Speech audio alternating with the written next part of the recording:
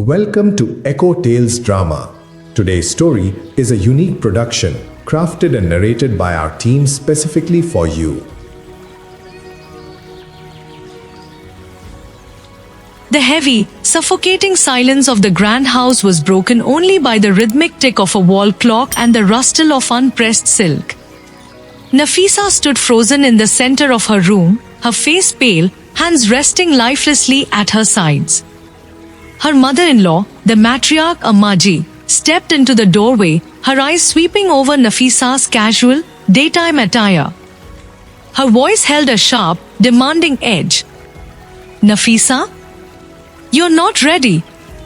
Nafisa turned slowly, her eyes hollow, devoid of any celebratory spark. "For what? What do you mean, for what?"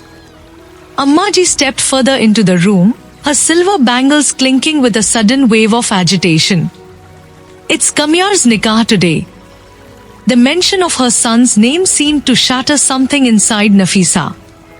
The exhaustion she had been carrying for months finally spilled over, her voice rising in deep, trembling frustration.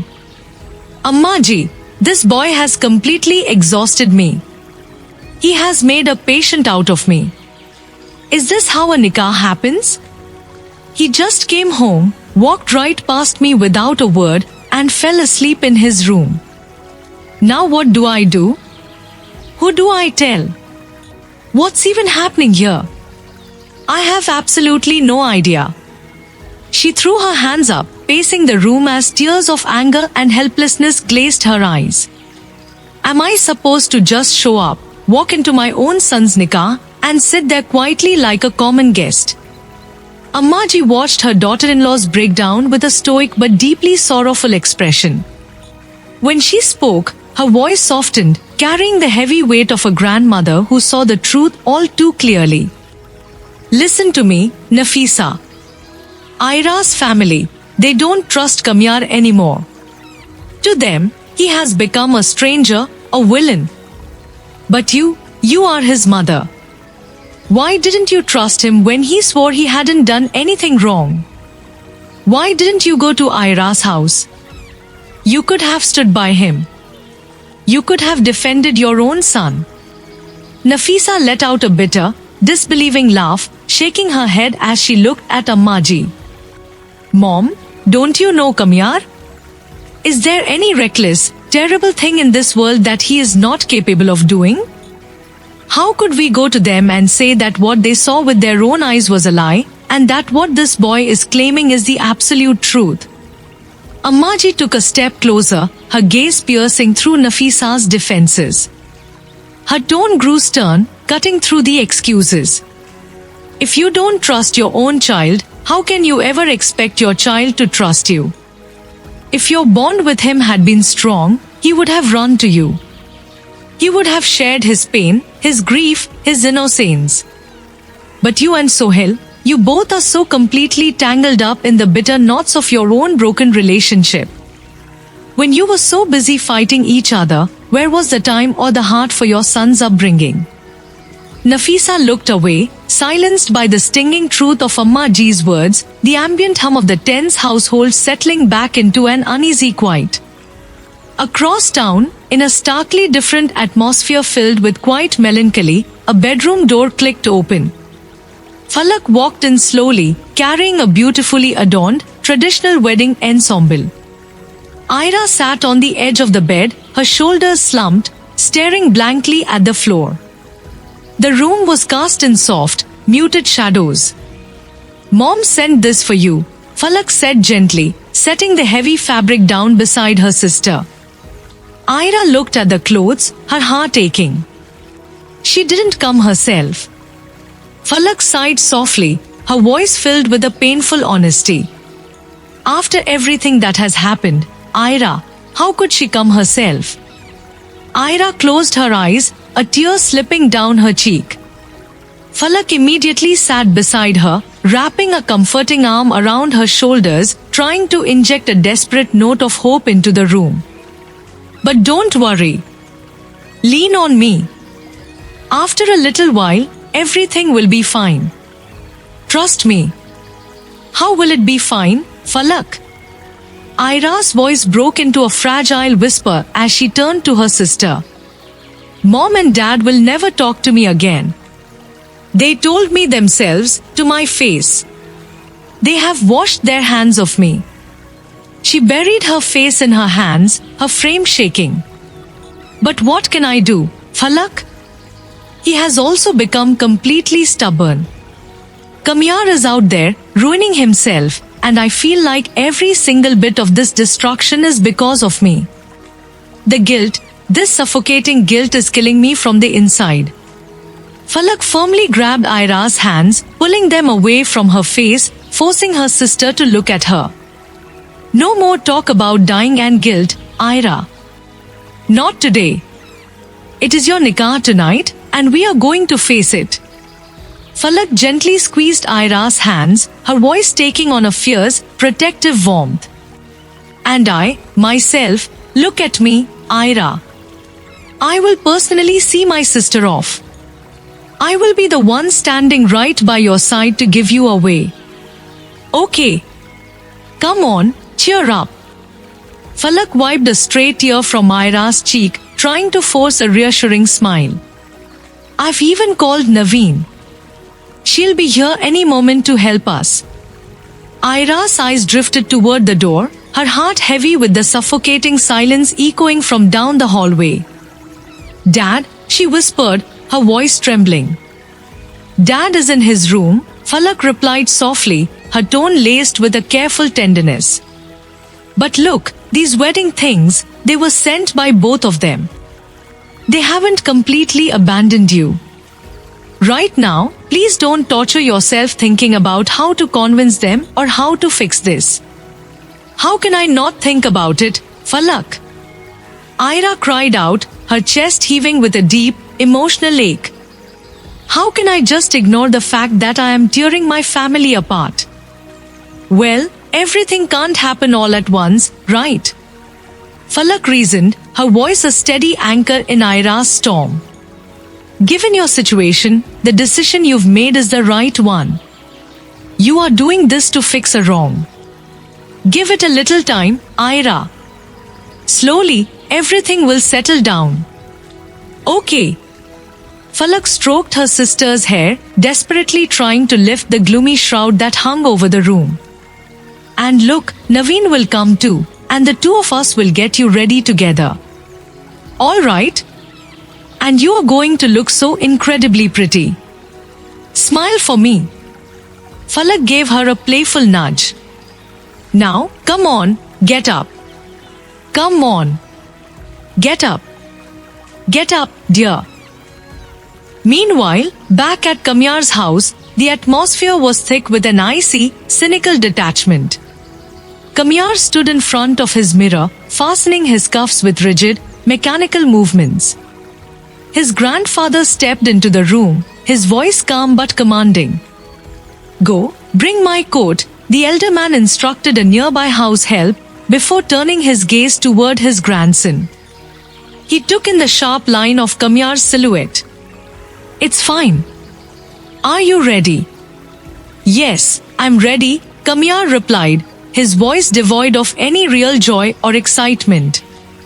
His grandfather looked at his own formal attire, letting out a dry, humorless breath. Are you going to wear this suit? For the kind of wedding this is, I feel completely overdressed. He paused, looking deeply at Kamyar. Have Ira's parents agreed? No. Kamyar snapped, a bitter smirk playing on his lips. But what difference does it make if they agreed? His grandfather countered sharply. It matters to Ira. Yes, but it doesn't matter to me, Kamyar muttered coldly, turning away from the mirror. The old man's face hardened with profound disappointment. A girl is going to marry you against her parents' wishes, completely shattering her own world, and you don't even feel a little bit of her pain, Kamyar? Kamyar froze. The armor of indifference he wore seemed to crack, revealing a deep, festering wound. He turned to face his grandfather, his eyes burning with raw, conflicted emotion. Granny. Kamyar's voice dropped to a low, intense whisper. You know, there was a time when she was my whole life. My entire universe revolved around her. He paused, his jaw tightening as the memory stung him. Now, she changed the times, and my life changed right along with it. Maybe I'll never be able to love her again. He walked over to the window, staring out into the dimming evening light. Yes, there's grief. There's a lot of anger inside me.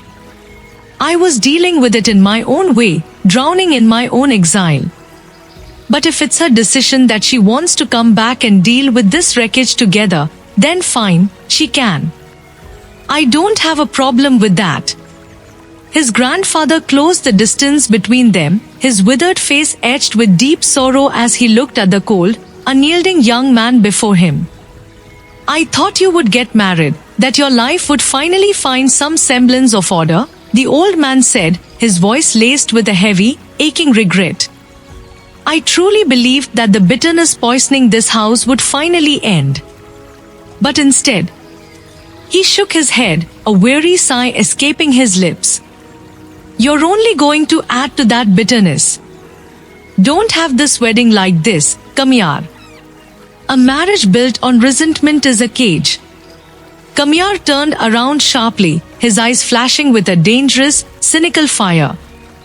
Granny, I'm not getting married out of my own will. I have no desire for it anymore. The joy of it died a long time ago. He stepped closer, his jaw tight. I'm only going through with this wedding because of her stubbornness. She wants this. Fine. An unsettling smile played on Kamyar's lips as he gestured toward the door. You're coming with me, right? Go ahead and talk to her before the wars. If she refuses even now, I swear I'll turn right around and come back today, just like before. Kamyar. His grandfather pleaded, sensing the dark storm brewing in his grandson's heart. But I won't say no myself, Granny, Kamyar interrupted, his voice dropping to a low, venomous whisper that vibrated with unresolved agony. I want her to see the pain I've been through. I want her to look at me and see with her own eyes how she has turned my entire life into a living hell. She needs to witness the wreckage she created. Seeing his grandfather open his mouth to protest further, Kamyar abruptly cut him off, throwing his hands up. Just leave it, Granny, please. Let's go. The old man stood frozen for a beat, looking at the hollow shell his grandson had become. He adjusted his collar, his shoulders slumped under the weight of an inevitable tragedy. It would have been better not to have a wedding like this, he murmured to the empty air of the room, but now, the wedding is happening. The scene shifted back to Ira's home, where the atmosphere had grown impossibly heavier. Dressed in her bridal attire, the vibrant red of her outfit contrasting sharply with the deathly pallor of her face, Ira stood at the threshold of her father's study. Dr. Irfan sat behind his desk, staring blankly at nothing, the ambient hum of the room thick with an unspoken estrangement. Ira took a fragile, hesitant step inside. Dad, she choked out, her voice barely a whisper. Is my mistake really so incredibly big that you don't even have a little room left in your heart to understand me? Her father didn't look up immediately. The silence stretched between them like an endless chasm before he finally shifted his gaze to her. His eyes were tired, carrying the profound sorrow of a shattered idol. Do you remember your childhood routine? He asked, his voice steady but dripping with nostalgia. I would come home from the clinic, completely exhausted from the day, and the very first thing I would do was look for you.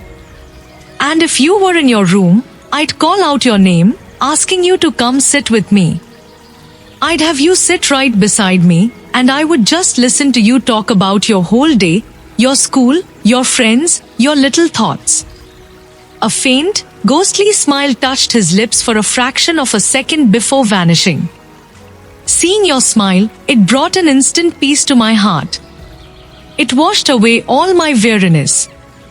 Ira swallowed hard, a fresh wave of tears blurring her vision as she listened to the rhythmic, comforting cadence of her father's voice, a voice that used to be her safe haven. And then you grew up, Dr. Irfan continued, his gaze locking onto hers, filled with a piercing gravity. But dear, I've always taught you to be independent. I taught you to make your own decisions, to hold your head high. He paused, leaning back slightly as the memories turned bitter. And back then, you had always said, "No, Dad. I'll only make the decision that feels right to you." Do you remember? Ira squeezed her eyes shut, a heavy tear spilling over her decorated cheek. Yes, she whispered, her chest tightening. And whenever you ever made a decision that went against mine, her father pressed on, his voice cracking slightly with the weight of her betrayal, you would still change it the moment you saw a shadow of doubt on my face. Although I used to insist, against my own paternal anxiety, and say, "No, dear, you should do what you think is right for your own life." But you always replied, "No, Dad. Whatever decision you've made for me is what's best for me." Do you remember that, dear? Ira could barely breathe through the suffocating weight of her own choices. Yes, she wept softly, clutching the fabric of her bridal veil.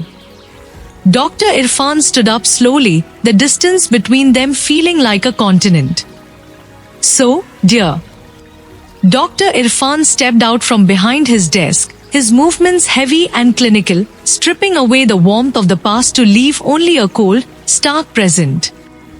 He stopped a few paces from Ira, his eyes locked onto her trembling, bridal form.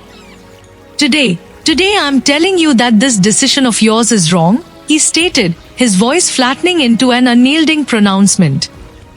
He reached out slightly, his hands hovering in the empty space between them.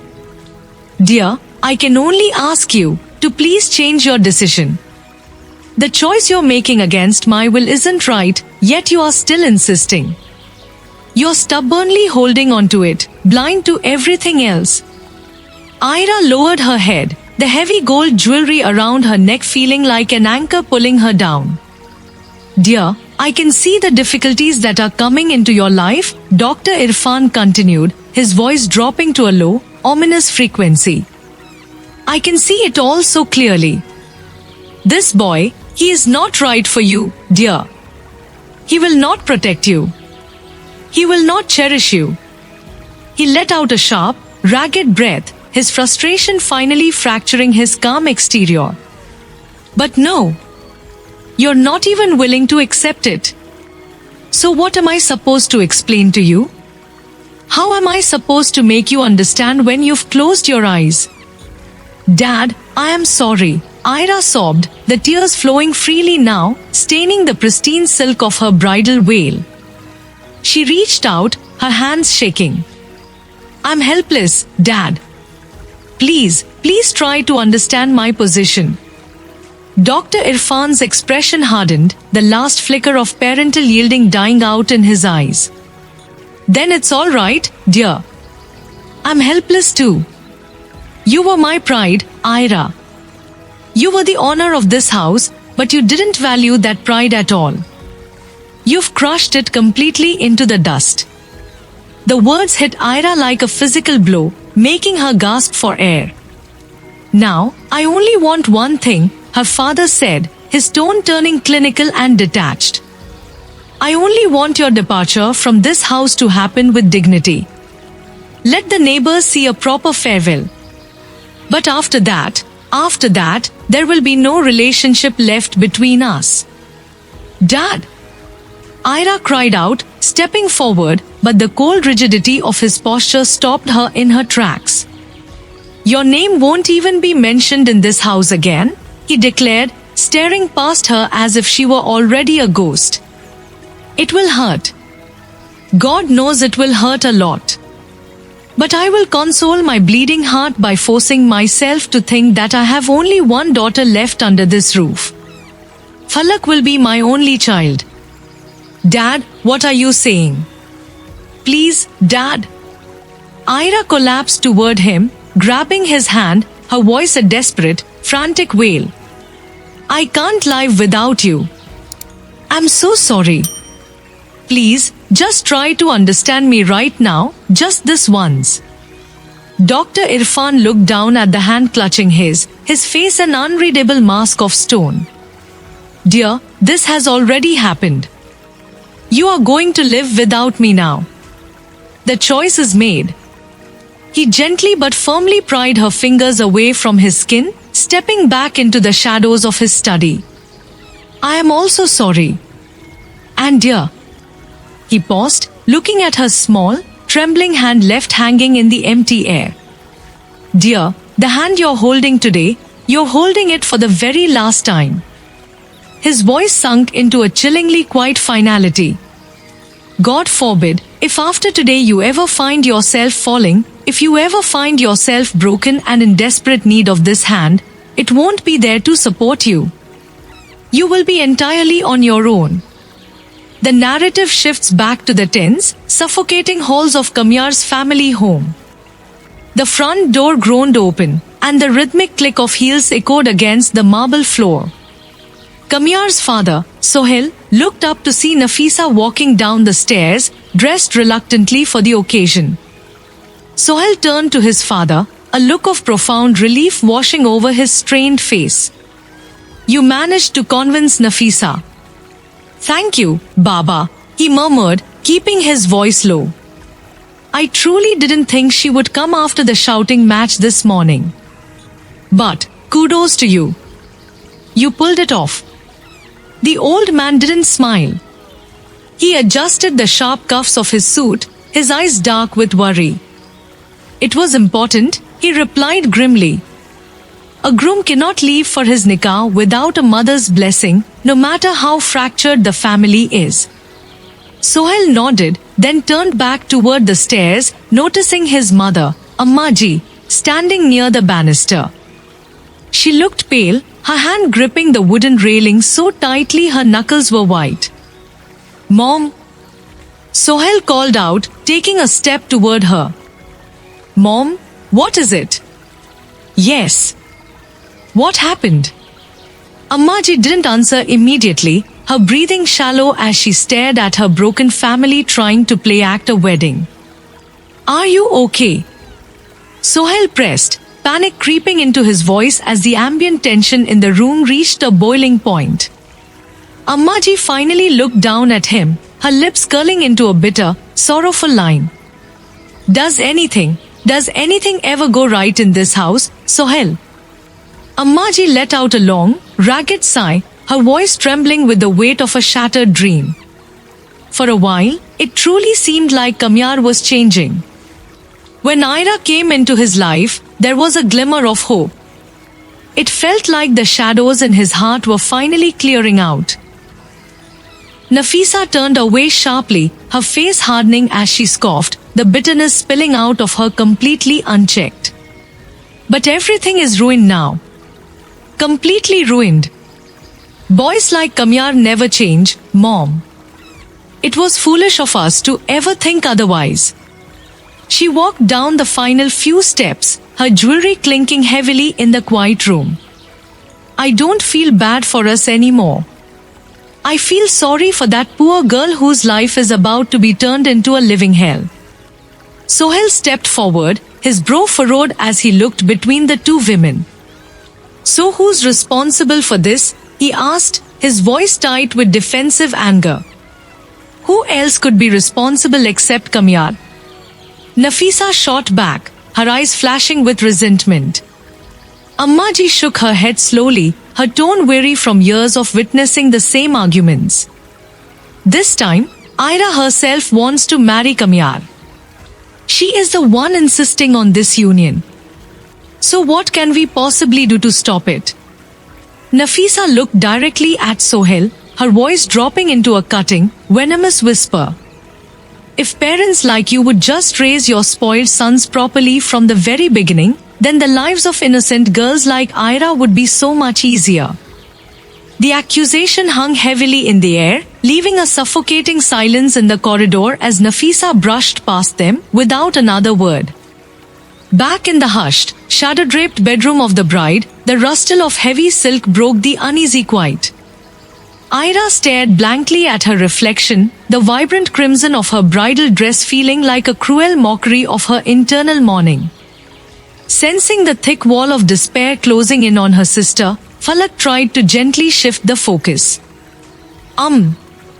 All right, she murmured, offering a fragile, encouraging smile. I need to get ready now. Naveen, will you help me? Standing nearby, Naveen nodded quietly, her eyes full of sympathy. Yes. As they moved to the side, Ira's mother stepped into the room. She walked slowly over to her daughter, her gaze fixed on the mirror. The maternal warmth that usually defined her was replaced by a deep, aching sorrow.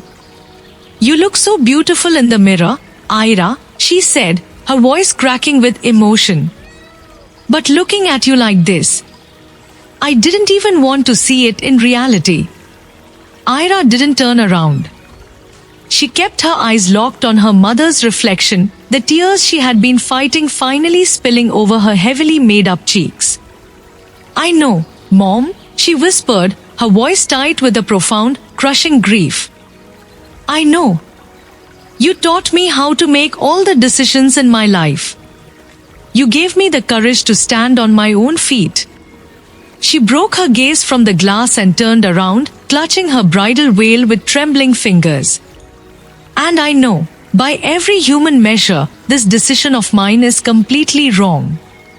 But Mom, you know that feeling? When guilt and responsibility wrap around your heart, it completely kills your common sense. It leaves you entirely blind. Her mother stepped closer, her expression a mix of anger and sheer heartbreak. And of all people, Ira, you ended up falling for someone who doesn't feel anything for anyone? He is a boy who has no remorse. He did everything wrong, he dragged our family's name through the mud. I know, Mom. And I regret it deeply.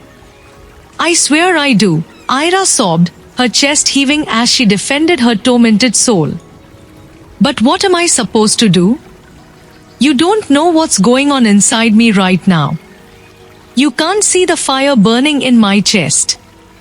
She took a ragged breath, looking around the familiar room that would no longer be hers. And what do you think? Do you truly believe that if I leave all of you like this, shattering my own home, I'll somehow find happiness? Do you think I'm going there to claim a prize? No. I know that once I go there, my real struggle will begin. I'm walking straight into a furnace. Her mother desperately grabbed Ira by the shoulders, her voice rising in a frantic, last-minute plea. Then say no, Ira. Just say no. Everything will be fine, I promise you.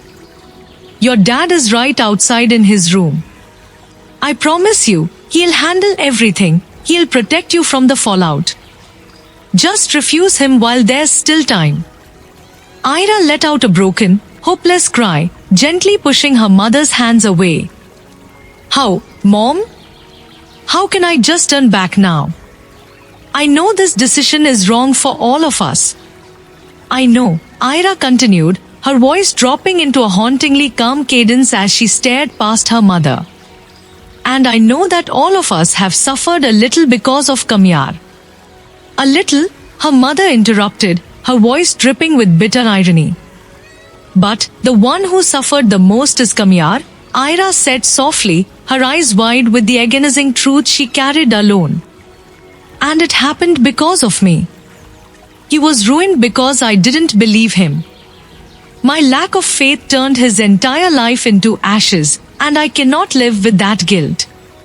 I ruined his life, Ira whispered, her voice fracturing into raw, jagged sobs. I didn't trust him when he needed me the most. I blamed him for something he never even did, throwing him to the wolves. And after knowing all of this, after realizing the depth of my own mistake, how can I just leave him to drown in his bitterness? She clutched her chest, the heavy gold embroidery of her bridal dress rising and falling with her ragged breaths. My guilt would kill me, Mom. It would eat me alive every single day. Her mother stared at her for a long, painful moment. The anger in her eyes slowly dissolved into a profound, helpless defeat. Realizing that no amount of pleading would turn her daughter back from this path of self-sacrifice, she stepped forward and gently cupped Ira's face. "All right, Ira," her mother murmured, her own tears finally spilling over. "Whatever feels right to you. You are my very dear daughter." She leaned down, pressing a soft, lingering kiss onto Ira's forehead, her voice trembling with a final, heartbreaking blessing. "You look beautiful." The atmosphere shifted to the solemn, suffocating gravity of the nikah ceremony. The room was crowded yet dead silent, thick with the scent of burning incense and heavy floral arrangements that felt more like a funeral than a wedding. Ira sat behind a draped silk screen, her head bowed so low her face was entirely hidden by her glittering red veil. The religious cleric cleared his throat, his solemn voice echoing sharply through the quiet room, cutting through the ambient tension. "I seek refuge in Allah from the outcast Satan. In the name of Allah, the most beneficent, the most merciful," he recited deliberately. "Ira Irfan, daughter of Muhammad Irfan, your nikah has been solemnized with Kamyar Ahmad, son of Sohail Ahmad, with an alimony amount of 1 crore rupees, as per the prevailing custom." The cleric paused, letting the weight of the massive contract settle in the air. "Do you accept this nikah?" Silence stretched. Ira's breathing hitched beneath her veil. The golden ornaments framing her face trembled violently as she gripped her own lap. "Do you accept this nikah?" the cleric repeated, his voice louder this time, demanding a reality she wasn't sure she could survive. Falak, standing just behind her sister, squeezed her shoulder, her own eyes shutting tight in silent agony. The silence in the room became absolute, suffocating every heart present. "Do you accept this nikah?" the cleric asked for the third and final time. With a final, desperate gasp for air, as if pulling herself up from the depths of a dark ocean, Ira forced the words past her lips. "I accept." Across the partition, on the main side of the room, Kamyar sat rigid in his sharp suit, his expression an unreadable mask of cold indifference. His eyes were dark, staring blankly ahead. The cleric turned his attention to him, his tone unchanging. "Kamyar Ahmad, son of Sohail Ahmad, your nikah has been solemnized with Ira Irfan, daughter of Muhammad Irfan, with an alimony amount of 1 crore rupees, in accordance with the prevailing custom. Do you accept this nikah?" Without a single moment of hesitation, without a shred of emotion in his voice, Kamyar delivered his response like a cold verdict. "I accept." The transition was a blur of a quiet, somber departure. There were no traditional wedding songs, no joyful tears, only a quiet exodus into the dark night. The scene shifted to the grand entryway of Kamyar's ancestral home. The heavy wooden doors swung open, and the small, subdued wedding party walked into the foyer. "Thank you," Sohail muttered quietly to a departing guest, his voice weary. Ammaji stepped forward to greet the new bride. Her face was soft with grandmotherly warmth, stepping in to provide the maternal welcome that Nafisa had denied. She held up a beautiful, intricately embroidered silk scarf. "In the name of Allah." "In the name of Allah," Ammaji invoked gently, draping the holy fabric over Ira's lowered head. "Dear, I did wish so deeply that you would enter this house wearing my own traditional wedding dress today. But what Allah wills is what happens. For now, this scarf is enough to welcome you." She leaned in, placing her warm hands on Ira's trembling shoulders. "In the name of Allah. May Allah always keep you happy and blessed, and grant you a joyful, prosperous life ahead. Dear." Ammaji noticed how Ira's shoulders shook silently beneath the veil, the girl completely crushed by the weight of the day. The old woman sighed softly, trying to inject some warmth into the cold house. I don't know why you young people decided to have this kind of sudden, bitter wedding, but now that you have, accept it wholeheartedly and with happiness. Look at me, dear, a sad bride doesn't look nice on her first night. Ira slowly lifted her head, pulling back her veil just enough to look into Amma Ji's kind eyes. Her expression was a picture of absolute desolation. And what other choice does a bride really have, Granny? Ira asked, her voice cracking, completely devoid of hope. My father has cut off all ties with me. My mother isn't even speaking to me anymore. And Kamyar. She cast a fleeting, heartbroken glance toward the hallway where her new husband had already walked off without a backward glance. Kamyar doesn't care at all. Kamyar, he doesn't seem to care at all, Ira continued, her voice falling into a desolate whisper that echoed the emptiness of the grand foyer. She clutched the edge of her heavy bridal veil, her knuckles whitening. All of this, it feels like a terrible test. One that I somehow failed even before I could sit for it. Ammaji looked at the young bride, her eyes softening with a deep, maternal wisdom born of witnessing decades of family storms. She gently pulled Ira closer, her touch warm and steady. Dear, think about it this way, she reasoned softly, her voice an anchor against Ira's rising panic. If your parents hadn't been upset with you, and if they had stubbornly married you off somewhere else, to someone else, do you truly believe you would have found peace? No, you would never have been happy. She wiped a stray, glittering tear from Ira's cheek. Parents' anger fades, my dear. It always does the moment they see their child genuinely happy and settled. You both like each other. You have bound your souls together, and the truth is, you could never be happy without one another. This pain you are feeling right now? This is just a temporary difficulty. Ammaji smiled reassuringly, patting her hand. Slowly, you'll see, if God wills, everything will be fine. Outside the house, the harsh, erratic blare of a car horn violently shattered the quiet night. In the courtyard, the family's young driver rushed toward the driver's side window of Kamyar's car, tapping anxiously on the glass. Kamyar rolled the window down slowly, his eyes bloodshot, his movements heavily weighed down by alcohol. He glared at the servant. What's the matter? What is it? Sir, you were honking the horn, the driver explained gently, his voice laced with nervous caution. Open the door, sir. The door is already open, you're inside the house. Kamyar sneered, a dangerous, defensive edge creeping into his slurred speech. He pointed an aggressive finger at the young man. Are you trying to act smart in front of me? I know I'm inside the house. Now go and stand where you're supposed to. Stumbling out of the car, Kamyar slammed the door shut, leaning against the frame for a brief second to catch his balance. He muttered bitterly under his breath, loud enough for the servant to hear, I already knew I was inside the house, okay? And don't you dare try to be smart in front of me again. A few minutes later, the heavy wooden door of the bridal bedroom creaked open. Ira, who was sitting quietly on the edge of the heavily decorated bed, looked up.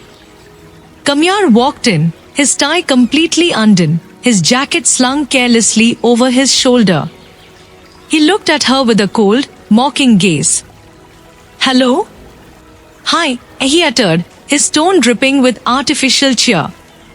Ira stood up slowly, the heavy silk of her red dress rustling in the quiet room.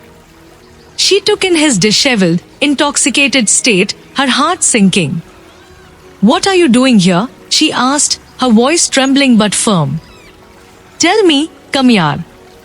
Kamyar let out a sharp, cynical laugh, tossing his jacket onto a nearby chair.